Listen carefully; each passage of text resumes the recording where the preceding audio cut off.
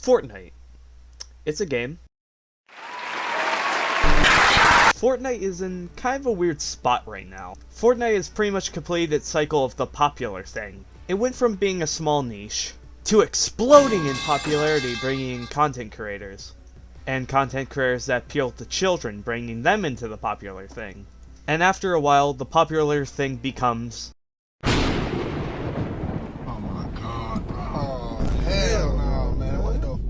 And then other people come in and make fun of the popular thing, and then the popular thing is presumed dead. And then it gets a resurgence. Personally, I still really enjoy Fortnite. It still has a really good gameplay loop that makes me want to buy the Battle Pass every season. And when Zero Build got announced, a lot of people got interested in the game again.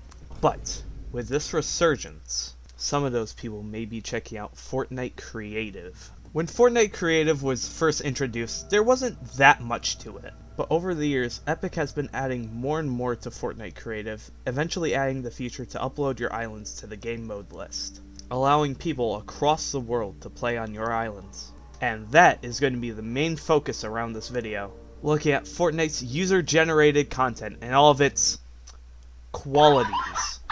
So jumping into the game select, we see Netflix. Past the UI though, there's a lot of game modes to select here, and all of these are under different categories, like box fights, team deathmatch, and prop hunt. So why not jump into one right now?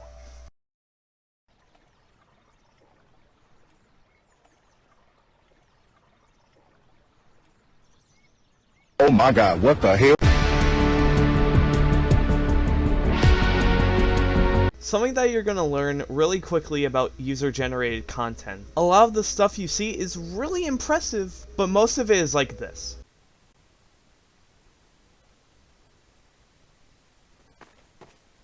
Fuck you! And with how accessible Fortnite Creative's tools are, there's going to be quite a lot of stuff like this. But how are some of the ones that I've played? Well, they're fun. Ish. The thing is, with Fortnite, its gameplay is already really solid, so in comparison to something like Roblox where a lot of the gameplay needs to be coded from scratch, it's a lot easier to make something that's half decent with Fortnite Creative. And decent is pretty much all I can say about a lot of the stuff that I've played. Most of the stuff that I've played, I don't really have much of a feeling to return to them. Mostly because a lot of game modes in the same category blend into each other quite a lot. In death runs, you go through an obstacle course. In prop hunts, you either hide or hunt the props. In team deathmatch, shoot, gun. And then there's game modes that center around building. Okay. So before I continue on this, you guys need to know something about me. I have zero game sense. Put your pistol in your hand.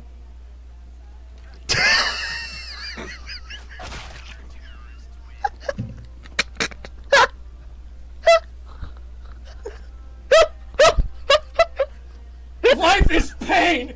So knowing that, imagine me cranking 90s.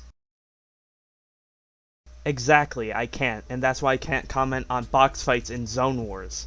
Like, I've tried playing them, but I haven't had that much fun because I'm going up against people that have been cranking 90s since the 90s on the damn PlayStation 1. And that's why most of the footage I have is spectating people. Let's go, Arissa. You won. Oh yeah, that's another thing. Voice chat. Shut up, bitch! Voice chat is always a really good feature to have in games. It allows you to communicate with your team, and can completely change how a match can play out. And it can also allow you to have deep and philosophical conversations with people. But in Fortnite Creative,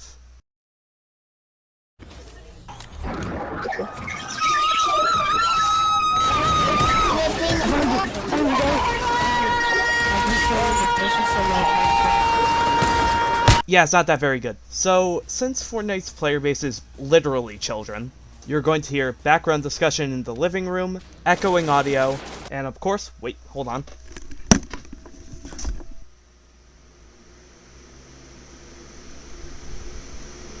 Ain't this cool? So yeah, just immediately mute voice chat or your headset will just disappear. But with that said, when you go past all the game modes that blend into each other, there's actually a lot of impressive stuff out there. It's like I said, a lot of the stuff that you see is very impressive.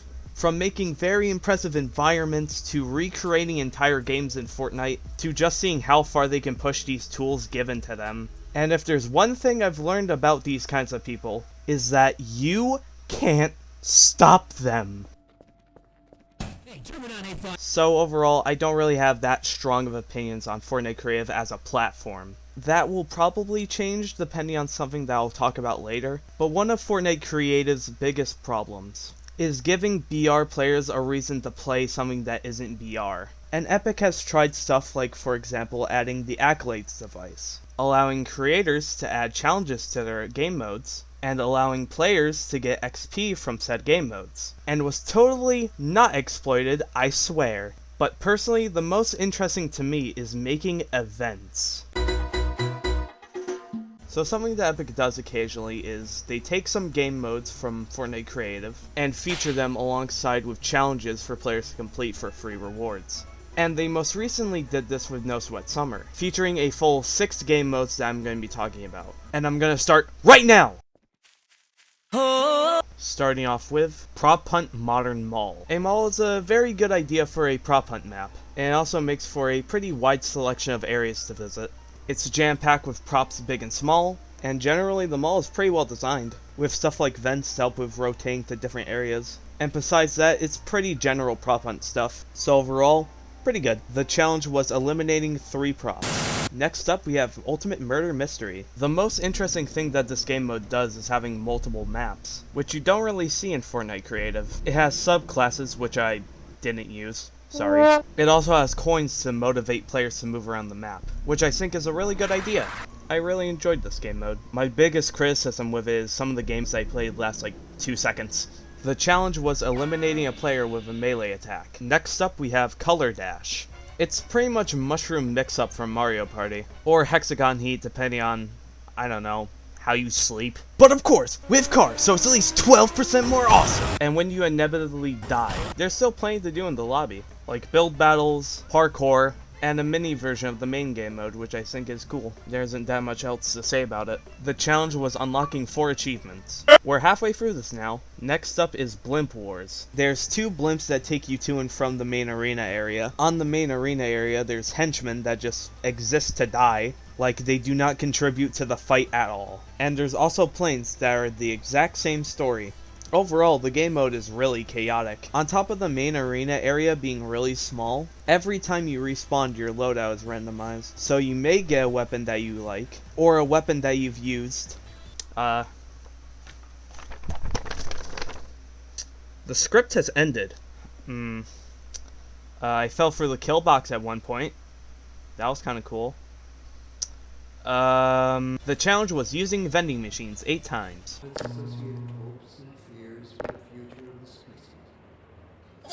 Next up is Parkour Universe. This is my personal favorite from the event. It has 12 different areas, but I only played through 3 of them, and I enjoyed all 3 of them. First I played Autumn Plains, which is a basic warm-up area. Then I played Splashy Assemblies, which is a obstacle course area that has you using jump pads and their weird physics. And finally I played Smelly Peak, which has you jumping on tires, and jumping on and / avoiding airlifts. All of these were really fun to go through, and are also well designed. The challenge was completing 3 courses, and the final game mode for No Sweat Summer is 1 Trigger 100 Days, which is Minecraft Skyblock. There isn't that much else I can say about it. I just wasn't that interested. Holy shit, Poppy, playtime! Man, this is underwhelming. So as a whole, No Sweat Summer was a good event for Fortnite Creative, and the rewards for completing the challenges? They're fine. Like most free rewards, they don't really blend into anything. But either way, the event was good. So I would consider Fortnite Creative a pretty mixed experience. There's plenty of good in it, but it may take a while to find something that you would like to return to. But there's one more thing I'd like to talk about with this video, and that is Creative 2.0.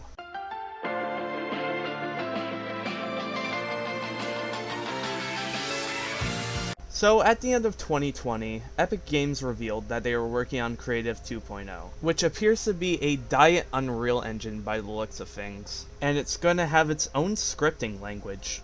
Past that, there isn't too much information on how it's going to gel with the original Fortnite creative, but something else that they talked about is that they're hoping for Creative 2.0's scripting language will be the foundations of the metaverse.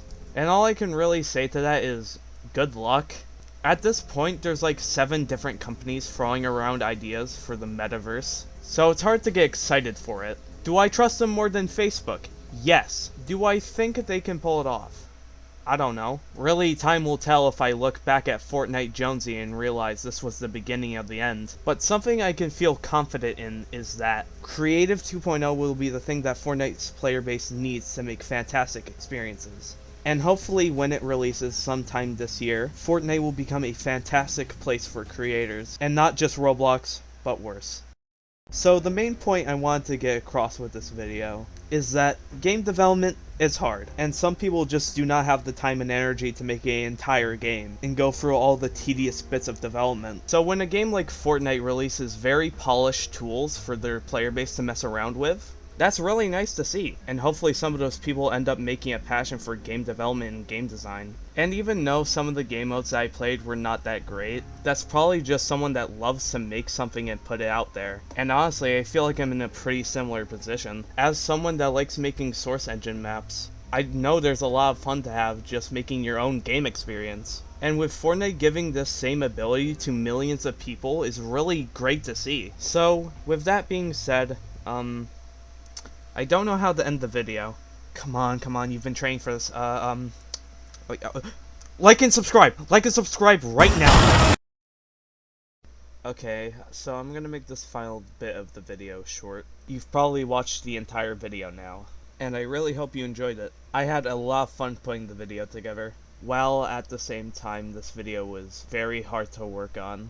I have a video on my second channel going into what happened with this video and why I've just like disappeared after my last one. But as a quick summary, after my first channel that I lost access to, I tried making more videos but they just never really landed until the Game Awards video.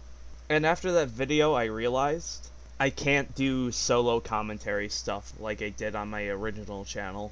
And what all that means pretty much is that going forward I want to focus on more like video essay / retrospective type videos. I'll still probably make content like I did, but less with just only me.